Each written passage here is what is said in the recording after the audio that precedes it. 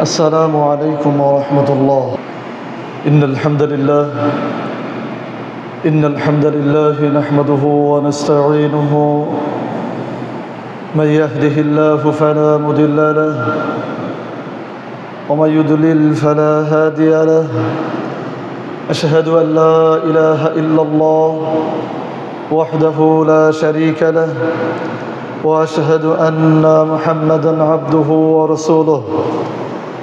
أما بعد فإن خير الحديث كتاب الله وخير الهدي هدي محمد صلى الله عليه وسلم وشر الأمور محدثاتها وكل بدعة ضلالة وكل ضلالة في النار.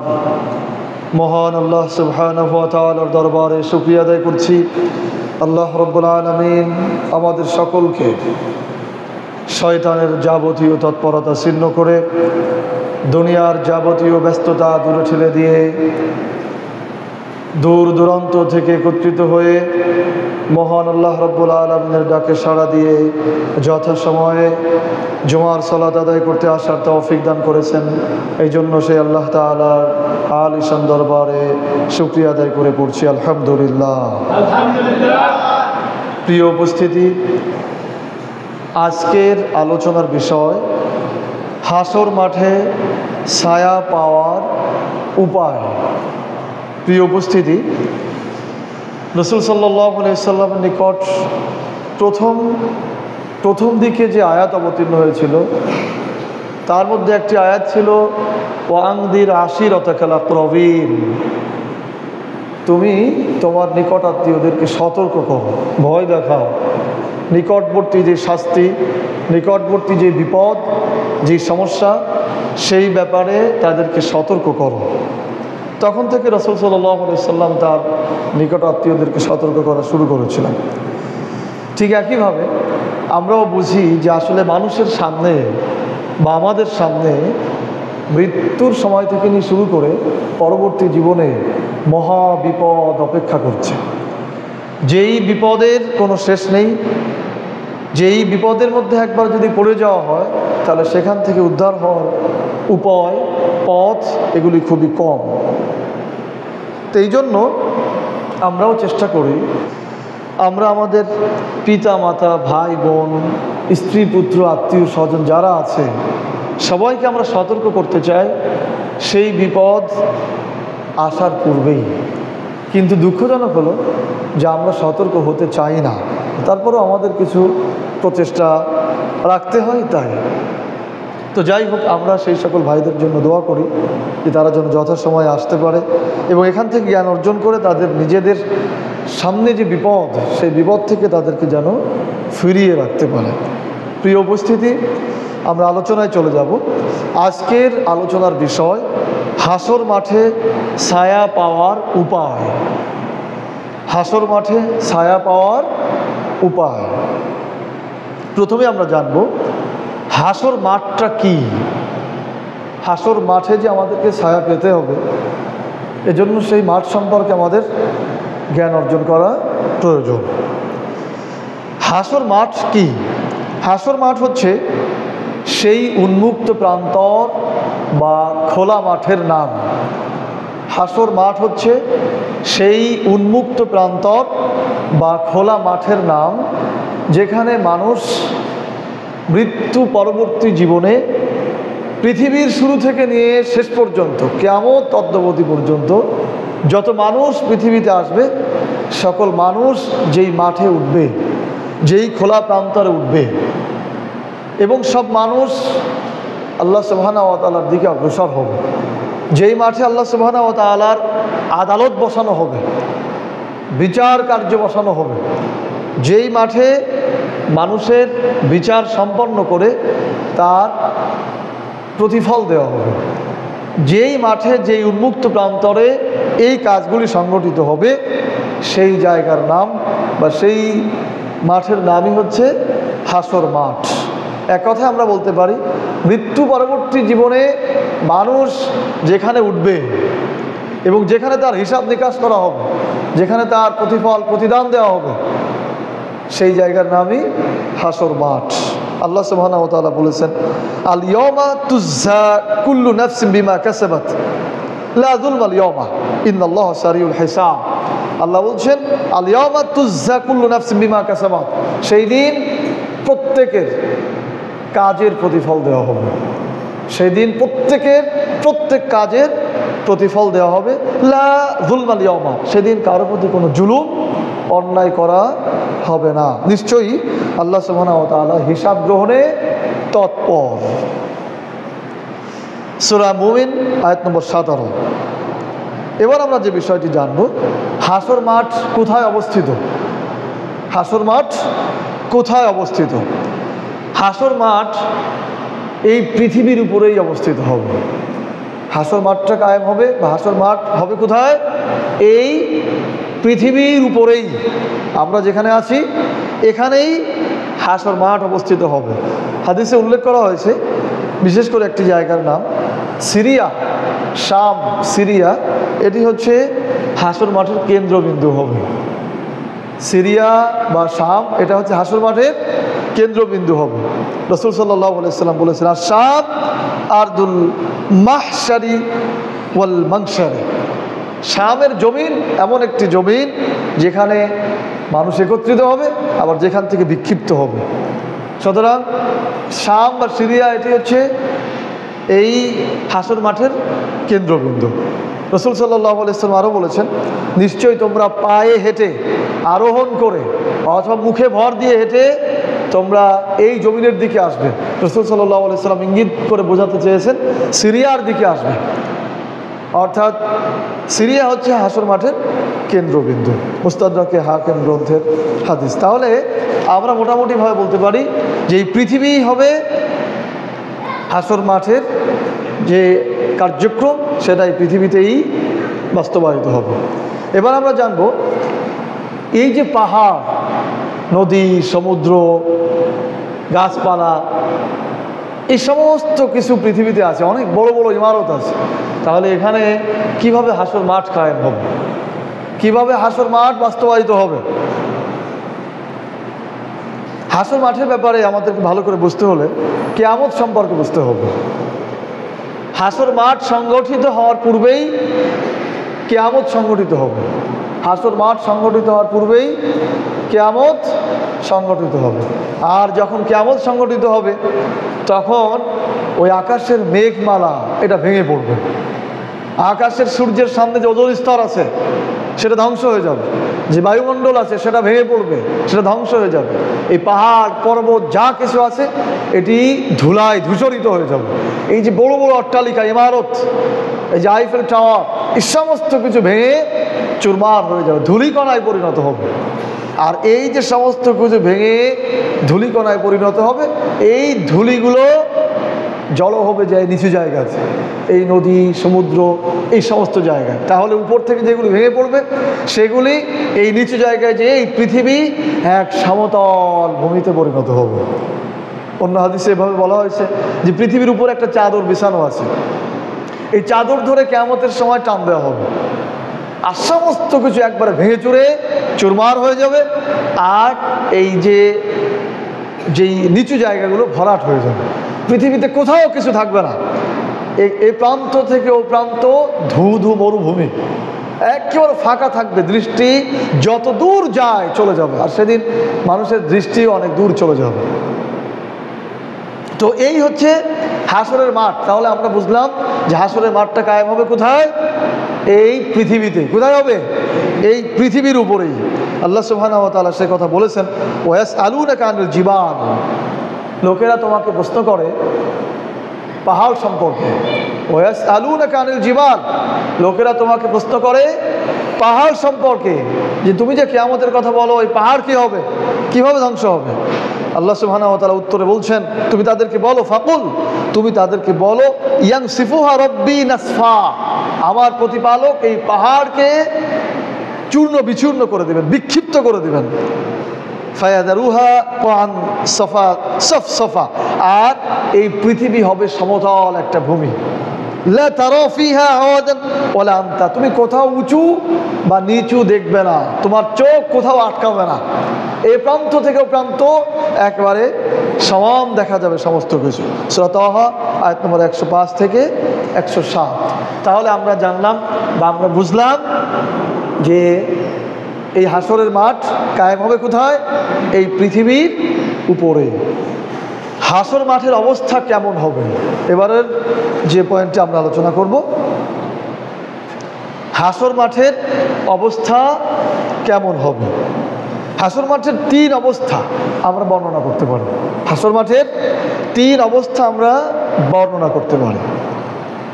মানুষের অবস্থা, হাসর মাঠের আবহাওয়ার অবস্থা এবং হাসর মাঠের বিচারের অবস্থা, এই 3টি অবস্থা আমরা বর্ণনা করব। প্রথমে আমরা বর্ণনা করব মানুষের অবস্থা। মানুষের অবস্থা আবার আমরা 3 ভাগে বর্ণনা করব। আরও অনেক বর্ণনা করা যায় কোরআনে। আল্লাহ সুবহানাহু ওয়া তাআলা হাসর, কিয়ামত, জান্নাত, জাহান্নাম এগুলি সম্পর্কে তো অধিক বর্ণনা করেছেন। তো আমরা সেখান থেকে সামান্য বিষয় আলোচনা করব। মানুষের অবস্থা, মানুষের অবস্থাকে আমরা আবার 3 ভাগে ভাগ করে বর্ণনা করব। 1 নম্বর, সেদিন মানুষের শরীরে কোনো পোশাক থাকবে না। সেদিন মানুষের শরীরে কোনো পোশাক থাকবে না। কোন দিন?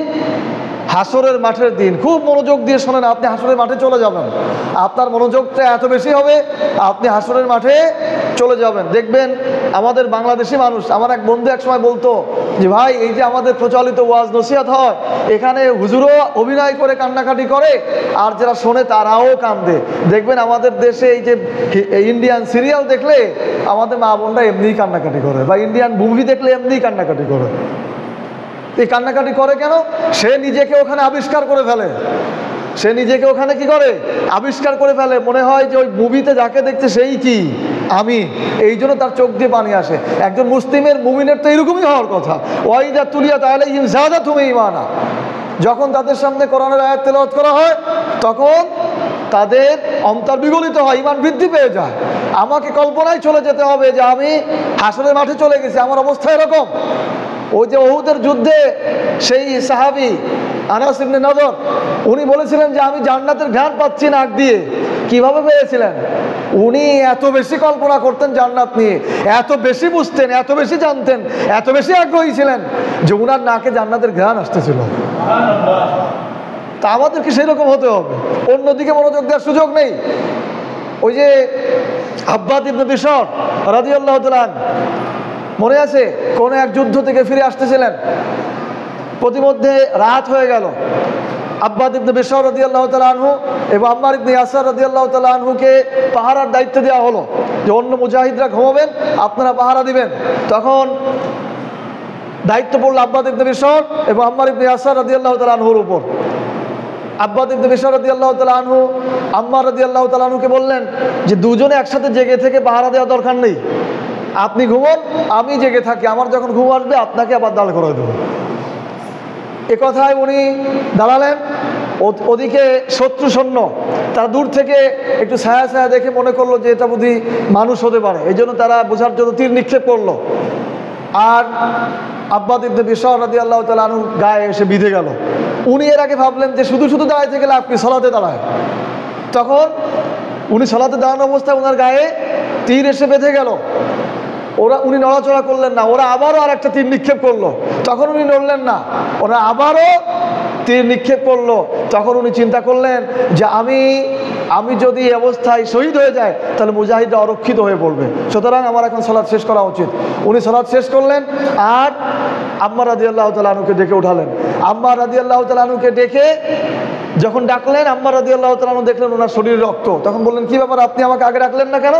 তখন উনি বলেছিলেন যে আমার যদি এই দায়িত্ব না থাকতো যে আমার এই মুজাহিদদেরকে রক্ষা করতে হবে, তাহলে আমি সালাতে দাঁড়ানো অবস্থায় এমনভাবে আল্লাহর সাথে কথা হচ্ছিল, এমনভাবে আমার আল্লাহর সাথে মনোযোগ ছিল, এমনভাবে আমি আল্লাহর ভালোবাসায় সিক্ত ছিলাম যে আমার মনে হচ্ছিল যেন আমি অবস্থায় শাহাদাত বরণ করি। কি চিন্তা ভাবনা তাদের ছিল, কি মনোযোগ তাদের ছিল। এমনি এমনিতে তারা ইতিহাস করতে পারে না। আমাদের তো একটু মশাই কামড় দিলেই আমরা সালাতে চড় থাপ্পড় দেওয়া শুরু করি, তাই না? এগুলো হিসাব করতে হবে, খুব মনোযোগ থাকতে হবে। আমরা এখান থেকে শিখবো, অন্যকে কি শিখাবো? অন্তত পক্ষে আমার মা, আমার বাবা, আমার ভাই, আমার সন্তান, আমার স্ত্রী, তাদেরকে শেখাবো। এই জন্যই তো আল্লাহ রসুল বলেছিলেন, আল্লাহ রসুলকে বলা হয়েছিল ওয়াংজির আশিরাতাকাল আকরাবিন, আপনি আপনার নিকট আত্মীয়কে সতর্ক করুন। তখন উনি বাড়ি এসে ওনার ফুফুকে ডেকেছিলেন, ইয়া মা মুহাম্মদ সাল্লাল্লাহু আলাইহি সাল্লাম, হে মুহাম্মদ সাল্লাল্লাহু আলাইহি সাল্লামের ফুফু, হাসরের মাঠে আমি মুহাম্মদ নবী, এই হিসাবে আপনি কোনো উপকার পাবেন না।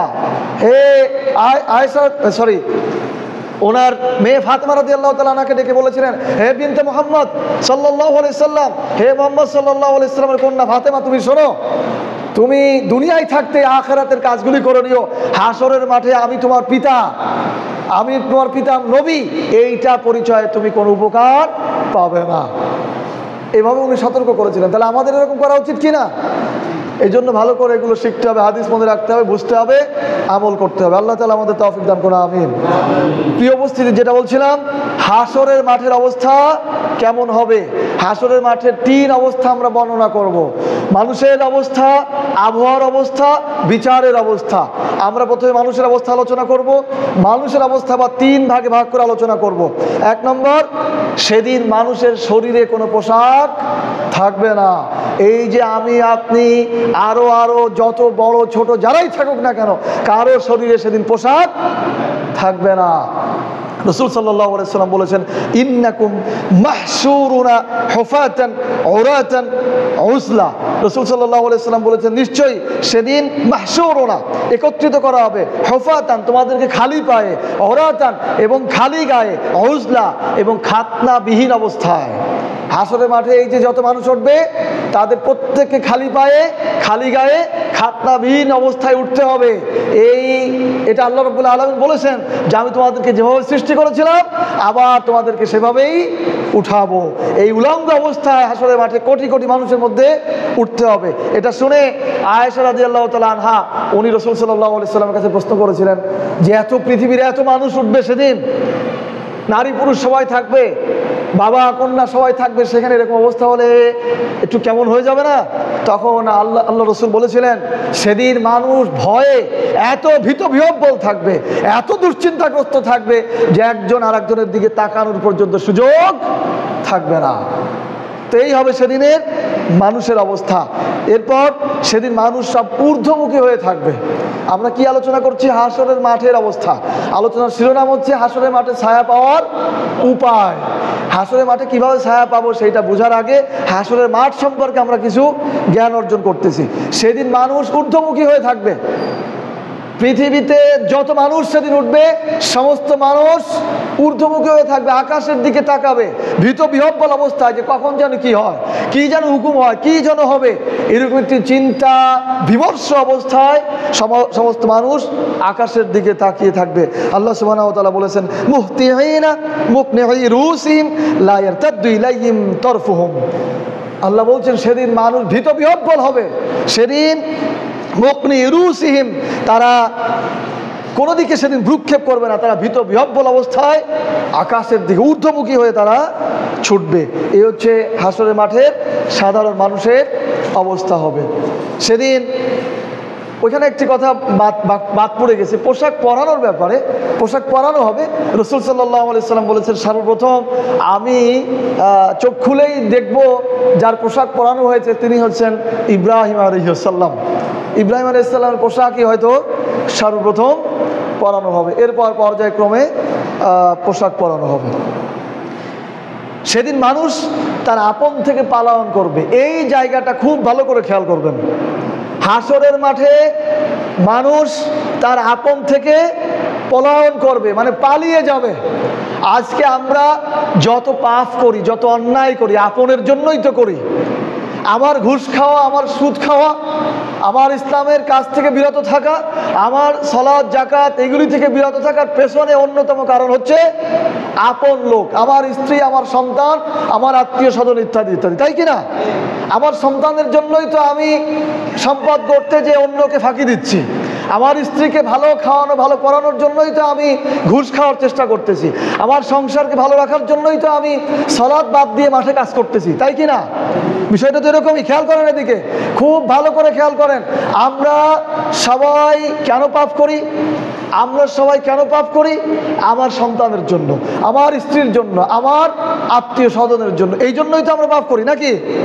সেই যাদের জন্য আমি পাপ করছি তারাই আমার কাছ থেকে হাসরের মাঠে পলায়ন করবে, আমার কাছ থেকে দূরে সরে চলে যাবে, আমার কাছ থেকে কি দূরে সরে যাবে। আল্লাহ রাব্বুল আলামিন বলছেন, ইয়াওমা ইয়াফিরুল মারউ মিন আখিহি, ইয়াওমা ইয়াফিরুল মারউ মিন আখিহি, সেই দিন ভাই তার ভাইয়ের কাছ থেকে পলায়ন করবে, ভাই তার ভাইয়ের কাছ থেকে দূরে সরে যাবে। ওয়াবনিহি, তার উম্মিহি ওয়া আবিহি, তার মা তার কাছ থেকে পলায়ন করবে, তার পিতা তার কাছ থেকে দূরে সরে যাবে। সাহিবাতিহি, তার স্ত্রী বা তার স্বামী তার কাছ থেকে দূরে সরে যাবে। বানিহি, তার সন্তান তার কাছ থেকে পলায়ন করবে। লিকুল্লি আমরি মিনহুম ইয়াউমাইযিন শানু ইউগনিহি, সেদিন মানুষ এত বিপর্যস্ত অবস্থায় থাকবে যে কেউ কারো খবর নেওয়ার সুযোগ পাবে না। তাহলে সূরা আবাস আয়াত নম্বর 34 থেকে 37। তাহলে চিন্তা করে দেখেন তো, আজকে আমরা যে পাপ করছি, আজকে আমরা যে সন্তানের জন্য ইসলাম প্রতিষ্ঠার কাজ থেকে দূরে থাকি, কেন? যে আমি যদি ইসলাম প্রতিষ্ঠার কাজ করতে যাই তাহলে আমাকে তো বিভিন্ন রকম বিপদে পড়তে হবে, আর আমার সন্তান এতিম হবে, অথবা আমার স্ত্রী বিধবা হবে, আমার সংসার কে দেখবে, এই চিন্তাই তো আমরা যাই না। অথচ এটা একটা বড় ধরনের পাপ কাজ, বড় ধরনের মুনাফিকি কাজ, বাতিলকে সহযোগিতার কাজ। তাহলে আমি যেই স্ত্রী সন্তানের ভালোবাসায় আমি ইসলাম প্রতিষ্ঠার কাজে গেলাম না, সেই স্ত্রী সন্তান আমার কাছ থেকে হাসরের মাঠে কি করবে? দূরে সরে যাবে। আল্লাহ রাব্বুল আলামিন বলেছেন, সেদিন প্রত্যেক মানুষকে প্রত্যেকের দৃষ্টিগোচর করা হবে, তার মানে প্রত্যেককে দেখানো হবে, কারণ সেদিন তো বাধা কিছু থাকবে না, গাছপালা, এই যে পাহাড় পর্বত বিল্ডিং কিছুই সেদিন থাকবে না। আর সেদিন আল্লাহ বলেছেন ফাবাসরাকাল ইয়াওমা হাদিদ, সেদিন মানুষের দৃষ্টিকে প্রখর করে দেওয়া হবে, প্রসারিত করে দেওয়া হবে, যেদিকে তাকাবে দূর দূরান্ত পর্যন্ত দেখতে পাবে। তার মানে সকল মানুষকে সেদিন দেখা যাবে, আপন মানুষকে দেখা যাবে, কিন্তু একজন আর একজনের আড়ালে যাওয়ার চেষ্টা করবে, যদি আমাকে কিছু বলে ফেলে, যদি আমার কাছে কিছু চেয়ে ফেলে। তাহলে আজকে আমরা যে আমাদের পরিবারের জন্য যে পাপ কাজগুলো করতেছি, এটা কি আমাদের জন্য ঠিক আছে করা? ঠিক আছে করা? এরা কি আমাদের জন্য কোনো উপকার করে দেবে? আল্লাহ তাআলা বলছেন, আলাখিল্লাহু ইয়াওমাইযিন বা'দুহুম লিবা'দিন আদুউন, আল্লাহ বলছেন আলাখিল্লাহু ইয়াওমাইযিন বা'দুহুম লিবা'দিন, সেই দিন বন্ধু তার বন্ধুর শত্রুতে পরিণত হবে। আদুউন, সেই দিন কোন দিন? হাসরের দিন বন্ধু তার শত্রুতে পরিণত হবে। ইল্লাল মুত্তাকিন, তবে মুত্তাকি ব্যতীত। সূরা যুখরুফ আয়াত নম্বর 67। এই আয়াতটা আমার এই আলোচনা আনার প্রয়োজন ছিল না, তবে আমি একটা বিশেষ উদ্দেশ্যে নিয়ে আসছি। সেটা হচ্ছে, আমরা বন্ধুত্ব করি না, আমরা বন্ধুত্ব করি, আমরা আত্মীয়তা করি। এই ক্ষেত্রে আমাদের খেয়াল রাখা উচিত, আমি যার সাথে আত্মীয়তা করব, যার সাথে বন্ধুত্ব করব, তারা যেন মুত্তাকি হয়। তারা যেন কি হয়? বলেন কি হয়? আপনার ছেলের বিয়ে দেন, মেয়ের বিয়ে দেন, এরা যেন কি হয়? মুত্তাকি হয়। কেন? ওই যে হাসরের মাঠে আল্লাহ বলেছেন আলাখিল্লাহ ইয়াওমাইযিন বা'দুহুম লিবা'দিন আদুউন, সেই দিন বন্ধু তা অন্য বন্ধুর শত্রুতে পরিণত হবে। ইল্লাল মুত্তাকিন, কিন্তু যারা মুত্তাকি তারা শত্রুতে পরিণত হবে না। সুতরাং দুনিয়াতে আপনার যদি একজন মুত্তাকি বন্ধু থাকে, তাহলে হাসরের মাঠে সে আপনার কিছুটা উপকার আসলেও আসতে পারে। সূরা যুখরুফ আয়াত নম্বর 67। এই জন্য বন্ধু নির্বাচনে আমরা সতর্ক হব। আমরা সবসময় চেষ্টা করবো আমাদের বন্ধু যেন মুত্তাকি হয়। কি হয়? মুত্তাকি হয়। প্রিয় উপস্থিতি, এবার আমরা বলবো হাসরের মাঠে বিচারের অবস্থা। হাসরের মাঠে বিচারের অবস্থা, কিভাবে বিচার করা হবে? আল্লাহ তাআলা বলছেন, ওয়া নাযাউল মাওয়াজিনাল কিসত লিয়াউমিল কিয়ামা, কিয়ামতের দিন আমি মাপ যন্ত্র, ওজন যন্ত্র বসাবো। হাসরের দিনে আমি ওজন যন্ত্র বসাবো। ফালা তুজলাম নাফসুন শাইয়া, এবং কারো প্রতি কোনো রকম জুলুম করা হবে না। ওয়া ইন কানা মিসকালা হাববাতিন মিন খারদাল, যদি কারো কর্ম, যদি কারো আমল তিল পরিমাণ হয়, যদি কারো কর্ম কারো আমল তিল পরিমাণ মানে সরিষা পরিমাণও যদি হয়, সেটাও আমি পালাতে উঠাবো, সেটাও আমি ওজন করব, আতাইনা বিহা, সেটাও আমি নিয়ে আসবো, ওয়া কাফা বিনা হাসিবিন, আর আমি একাই হিসাবের জন্য যথেষ্ট। সূরা আম্বিয়া আয়াত নম্বর 47।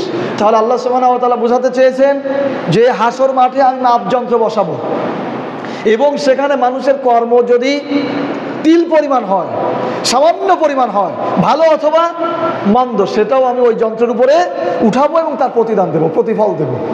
এটা বলে আল্লাহ তাআলা কি বোঝাতে চাইলেন? তুমি সতর্ক হও, সামান্য পরিমাণ আমলও যদি তোমার থাকে সেটাও কি হাসরের মাঠে ওজন করা হবে। আর এজন্যই লুকমান তার সন্তানকে বলেছিল, ইয়া বুনাইয়া, হে আমার সন্তান, তুমি যদি এমন পাপ করো যে সরিষা পরিমাণ হয়, আর সেটা যদি শিলা গর্ভের নিচেও রেখে আসো, সেটাও আল্লাহ রাব্বুল আলামিন হাসরের মাঠে উপস্থাপন করবেন, হিসাব নেবেন, বিচার করবেন। সুতরাং আমাদেরকে চিন্তা করতে হবে যে আমার দ্বারা যেন তিল পরিমাণ পাপও না হয়, আর যদিও হয়ে যায় সেটা যেন আমার আমল নামায় লেখা না থাকে, সেটা যেন তওবার মাধ্যমে, অন্যান্য ভালো কাজের মাধ্যমে আমার এই পাপগুলো কি হয়, দূর হয়ে যায়। হাসরের মাঠে প্রকৃতির অবস্থা বা আবহাওয়ার অবস্থা, হাসরের মাঠে প্রকৃতির অবস্থা বা আবহাওয়ার অবস্থা, মানে সেখানের পরিবেশটা কেমন হবে। হাসর মাঠ হবে পৃথিবী, এই পৃথিবী পরিবর্তিত হয়ে আর এক পৃথিবী, পৃথিবী এটাই থাকবে, কিন্তু এই পৃথিবীর যে চিরচেনা পরিবেশ, চিরচেনা রূপ, এইটা আর থাকবে না। ওই আকাশে অনেক কিছু আছে, যেমন সূর্যের সামনে আছে ওজোন স্তর, আছে বায়ুমণ্ডল, আছে মেঘমালা, এই যে রোদ আসে এই সব কিছু ভেদ করে আসে। ওজোন স্তর, ওজোন স্তরের কাজ হচ্ছে ওই সূর্যের যে অতি বেগুনি রশ্মি, যেটা মানুষের শরীরের জন্য ক্ষতিকর, সেটাও শোষণ করে, যেটা উপকার সেইটা পৃথিবীতে পাঠায়। এরপর বায়ুমণ্ডলের কাজ কি? তার কাজ ওই সূর্যের যে ক্ষতিকর যে আলো বা প্রচণ্ড তাপের যতটুকু, সে ওটা শোষণ করে নেয়, আর বাকিটা নির্মল যেটা মানুষের জন্য প্রয়োজন সেটা পাঠায়। এরপরে আছে মেঘমালা, এই মেঘমালা উপরে বৃষ্টিও হয়, দেখবেন রংধনু ওঠে না আকাশে, কি ওঠে? রংধনু। রংধনু কেন হয়? রংধনু হচ্ছে আকাশে গুড়ি গুড়ি বৃষ্টি আসে, ওর মধ্যে যখন সূর্যের আলো প্রবেশ করে তখন ওই আলো আর বৃষ্টির এক মিলন মেলায় রংধনু সৃষ্টি হয়। তাহলে এত কিছু ভেদ করে পৃথিবীতে কি আসে? আলো আসে। আর যখন কিয়ামত হবে তখন ওই ওজোন স্তরও থাকবে না, ওই বায়ুমণ্ডল থাকবে না, মেঘমালাও থাকবে না, সূর্যের অতি বেগুনি রশ্মি আর প্রতাপ যে রশ্মি, সমস্ত রশ্মি, সমস্ত আলো সরাসরি এই পৃথিবীতে চলে আসবে। এইটা হবে সেদিনের সেই আবহাওয়ার অবস্থা, মানে পৃথিবী মরুভূমি হয়ে যাবে, কোথাও কোনো গাছপালা, নদী নালা, পুকুর, পাহাড়, পর্বত কিচ্ছু থাকবে না, শুধু ধু ধু বালুকাময় এই পৃথিবী থাকবে, সেখানে মানুষ উঠবে, আর কিছুই থাকবে না। বুঝে যাচ্ছে কথা? রাসূল সাল্লাল্লাহু আলাইহি ওয়াসাল্লাম বলেছেন, তাদনুস শামস মিনাল আরদ ফায়ারাকুন নাস, সেদিন সূর্য মানুষের নিকটবর্তী হয়ে যাবে, সেদিন সূর্য মানুষের নিকটবর্তী হয়ে যাবে। রাসূল সাল্লাল্লাহু আলাইহি ওয়াসাল্লাম আরো বলেছেন, তুদনা শামস ইয়াউমাল কিয়ামা মিন খালক হাত্তা তাকুনা মিনহুম কামিকদারি নীল, অর্থাৎ সেই দিন সূর্য যেন মানুষের 1 মাইল উপরে চলে আসবে। সূর্য মানুষের 1 মাইল, মাথার উপরে কতটুকু থাকবে? 1 মাইল উপরে চলে আসবে। মুসলিম শরীফ জান্নাত অধ্যায়ের হাদিস। এখানে এই যে 1 মাইল উপরে চলে আসবে, এটা বলার যে মূল উদ্দেশ্য সেটি হচ্ছে, এখন যত সিস্টেমে পৃথিবীতে আলো আসতেছে, যত সিস্টেমে পৃথিবীতে সূর্যের আলো আসে, ওই যে বললাম ওজোন স্তর, বায়ুমণ্ডল, বৃষ্টি, মেঘমালা, কিন্তু তখন এগুলো কিছুই থাকবে না, সরাসরি পৃথিবীতে সূর্যের আলো চলে আসবে, যার ফলে তাপটা অনেক বেশি হবে। এই জন্য রাসূল সাল্লাল্লাহু আলাইহি ওয়াসাল্লাম বলেছেন, সূর্য আসবে মানুষের মাথার 1 মাইল উপরে। এখন এই যে এত সূর্য কত দূরে আছে, এখন দেখেন সূর্যের দূরত্ব কত। এখন সূর্য আছে, বিজ্ঞানীরা যেটা আবিষ্কার করে বলেছে, আনুমানিক 14.96 কোটি কিলোমিটার দূরে। পৃথিবী থেকে সূর্যের দূরত্ব আনুমানিকভাবে ওনারা বলেছেন 14.96 কোটি কিলোমিটার দূরে রয়েছে। তাই এই যে আমি এখানে ঘেমে যাচ্ছি, এখন এই যে এত বাতাস টাতাসের মধ্যেও কি ঘেমে যাচ্ছি, আর সেদিন যদি মাথার উপরে থাকে আর কোনো বাধা নেই, এখন তো ওজোন স্তর, বায়ুমণ্ডল, এত কিছু আছে, তখন কিছুই থাকবে না, তাহলে অবস্থাটা কেমন হবে? এজন্য রাসূল সাল্লাল্লাহু আলাইহি ওয়াসাল্লাম বলেছেন, সেদিন মানুষ ঘামের মধ্যে ডুবে যাবে, মানুষের এত ঘাম বের হবে, মানুষ ঘামের মধ্যে ডুবে যাবে, যার পাপ যেমন সে সেই অবস্থায় থাকবে, কারো গলা পর্যন্ত ঘাম হয়ে যাবে, মানে সমুদ্রের মতো পানির মতো ডুবে থাকবে ওর মধ্যে। এরকম রোদ হলে তো এটা স্বাভাবিক। তো এটা হচ্ছে হাসর মাঠের সেই আবহাওয়ার অবস্থা। প্রিয় উপস্থিতি, আমরা এতক্ষণ হাসর মাঠ সম্পর্কে কিছু বোঝানোর চেষ্টা করছিলাম যে কত ভয়াবহ হতে পারে সেই দিনটা। এখন যেহেতু আমাদের আলোচনার বিষয় হাসর মাঠে ছায়া পাওয়ার উপায়, তাই না? হাসর মাঠে ছায়া পাওয়ার উপায়। হাসর মাঠে এরকম কঠিন অবস্থায়ও ছায়া পাওয়া যাবে। এই যে এতক্ষণ ধরে যে বর্ণনা দিয়ে আসলাম, এরকম কঠিন অবস্থার মধ্যেও ছায়া পাওয়া সম্ভব। আল্লাহ সুবহানাহু ওয়া তাআলা তার কিছু প্রিয় মানুষদেরকে আল্লাহ তাআলা নিজের দায়িত্বে যে ছায়া রয়েছে সেই ছায়ার মধ্যে আল্লাহ সুবহানাহু ওয়া তাআলা তাদেরকে অবস্থান করাবেন। বলেন সুবহানাল্লাহ। আমরা কি সবাই সেই ছায়ায় থাকতে রাজি আছি? আমরা কি সবাই এই ছায়া পেতে রাজি আছি? এমনি এমনি এই ছায়া পাওয়া যাবে না, টাকা ঘুষ দিয়েও পাওয়া যাবে না, সুপারিশের মাধ্যমেও পাওয়া যাবে না। এর জন্য যেই লোকদেরকে আল্লাহ সুবহানাহু ওয়া তাআলা ওই ছায়া আশ্রিত করবেন, সেই যেই কয় শ্রেণীর লোকদেরকে আল্লাহ তাআলা আশ্রয় দিবেন, তার মধ্যে কোনো না কোনো এক শ্রেণীর হতে হবে, কোনো না কোনো এক শ্রেণীর মধ্যে হতে হবে। যেমন এই যে ক্লাসিফিকেশন আছে না, grade, D grade, C grade, B grade, A minus, A plus, golden plus আছে না, তো পাস, তাই না? সবগুলোই তো কি পাস। তো অন্তত পাসের যে কোনো একটা গ্রেডে থাকতে হবে, অন্যথায় কোনোভাবেই এই ছায়া পাওয়া সম্ভব নয়। এবার আমরা জানবো হাসর মাঠে ছায়া পাওয়ার উপায়। হাসরের মাঠে কঠিন বিপদের দিনে যেদিন কোনো ছায়া থাকবে না, সেদিন 7 শ্রেণীর 7 ধরনের, 7 জনকে না, 7 শ্রেণীর বা 7 ধরনের মানুষদেরকে আল্লাহ তাআলা ছায়া দিবেন। সেটাই আবু হুরায়রা রাদিয়াল্লাহু তাআলা থেকে বর্ণিত। তিনি বলেন, আমি রাসূল সাল্লাল্লাহু আলাইহি সাল্লামকে বলতে শুনেছি, সাবাতুন ইউযিল্লুহুমুল্লাহু ইয়াওমাল কিয়ামা ফি যিল্লিহি। সাবাতুন ইউযিল্লুহুম, 7 শ্রেণীর লোকদেরকে আল্লাহ তাআলা ছায়া দিবেন কিয়ামতের দিনে বা হাসরের দিনে, ইয়াওমা লা দিল্লা ইল্লা দিল্লুহু, যেদিন আল্লাহর ছায়া ব্যতীত আর কারো ছায়া থাকবে না। ইমামুন আদিল, 1 নম্বর হচ্ছে ইমামুন আদিল, ইনসাফকার শাসক। 1 নম্বর হচ্ছে, বলেন 1 নম্বর কে? ইনসাফকার শাসক, ন্যায় শাসক। এই যে বিভিন্ন দেশ যারা পরিচালনা করে, তার প্রধান যারা থাকে, এই রকম ইনসাফকার যদি হয়, শাসক যদি সবার ক্ষেত্রে সমান ব্যবহার করে, দাস প্রজা রাজা সবার ক্ষেত্রে যদি সমান ব্যবহার করে, ন্যায় ইনসাফ প্রতিষ্ঠিত করে, তাহলে এই ধরনের বাদশা যারা হবে, এই ধরনের ইমাম যারা হবে, আল্লাহ রাব্বুল আলামিন তাদেরকে হাসরের দিনে ছায়া দেবেন। 2 নম্বর হচ্ছে ওয়াশাবুন নাশা ফি ইবাদাতিল্লাহ। আপনারা যাচাই করবেন যে আপনারা তার মধ্যে আছেন কিনা। ওয়াশাবুন নাশা ফি ইবাদাতিল্লাহ। 2 নম্বরই হচ্ছে ওই যুবক যে তার যৌবন সময়ে ইবাদতে কাটিয়েছে, যে তার যৌবন সময়ে ইবাদতে কাটিয়েছে। এই তোমরা বুঝতে পেরেছো, হাসরের মাঠে কোনো ছায়া যেদিন থাকবে না, সূর্য একেবারে নিকটে চলে আসবে, সেদিন আল্লাহ সুবহানাহু ওয়া তাআলা 7 শ্রেণীর লোকদেরকে ছায়া দিবেন। তার মধ্যে 2 নম্বর হচ্ছে ওয়াশাবুন নাশা ফি ইবাদাতিল্লাহ, ওই শ্রেণীর যুবক যারা তার যৌবন বয়সটা ইবাদতের মধ্যে কাটিয়েছে। কি যুবকরা, তোমরা কি ছায়া পেতে রাজি আছো? আছো? বলো ইনশাআল্লাহ। তাহলে কি করতে হবে? আজান হলে ওই গেম খেললেই ছায়া পাওয়া যাবে না, আজান হলে ফুটবল খেললেই ছায়া পাওয়া যাবে না। আল্লাহর ইবাদত করতে হবে। কি করতে হবে? আল্লাহর ইবাদত করতে হবে। তাহলে কঠিন দিনেও আল্লাহ সুবহানাহু ওয়া তাআলা ছায়া দিবেন। 3 নম্বর, ওয়ারাজুলুন, ওই ব্যক্তি যাকারাল্লাহ ফি খলাই ফাফাদাত আইনাহু, ওই ব্যক্তিকে আল্লাহ তাআলা ছায়া দিবেন যিনি খুব গোপনে আল্লাহকে স্মরণ করে কান্নাকাটি করে, গোপনে সন্তর্পণে আল্লাহকে স্মরণ করে কান্নাকাটি করে, সেই লোককে আল্লাহ সুবহানাহু ওয়া তাআলা ছায়া দিবেন। আল্লাহর ভয়ে একা একা পাপের কথা চিন্তা করে, আমি মাঠে এখন একা একা আছি, কেউ আমাকে দেখতেছে না, তখন আমি চিন্তা করব যে আল্লাহ আমি তো এই পাপগুলো করে ফেলেছি। তখন যদি আল্লাহর শাস্তির ভয়ে চোখে পানি আসে, আল্লাহ সুবহানাহু ওয়া তাআলা তার জন্য কি ছায়ার ব্যবস্থা করবেন। 4 নম্বর, ওয়ারাজুলুন কলবুহু মুআল্লাকু ফিল মসজিদ।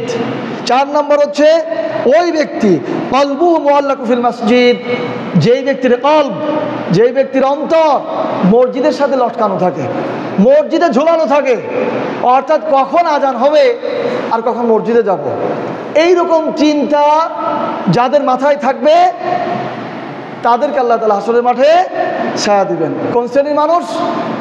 যাদের অন্তর কি আপনার, যাদের অন্তর মসজিদের সাথে লটকানো থাকে, মসজিদে ঝুলানো আছে, মানে মনটা সবসময় কোথায়? মসজিদে। কখন যেন আজান হয়, কখন যেন আজান হয়। আজান না হলেও আপনার কানে আজান শোনা যাবে।